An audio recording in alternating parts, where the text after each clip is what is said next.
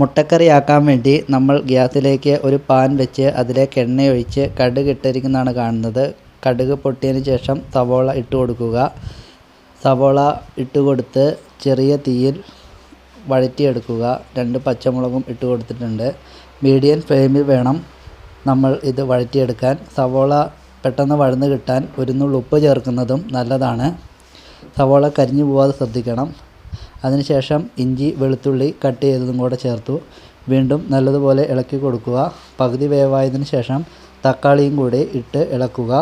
തക്കാളി നല്ലതുപോലെ വഴന്ന് വരുന്നിടം വരെ ഇളക്കിയതിന് ശേഷം കുറച്ച് മുളക് പൊടിയും മല്ലിപ്പൊടിയും കുരുമുളക് പൊടിയും കൂടെ ചേർത്ത് വീണ്ടും ഇളക്കി കൊടുക്കുക.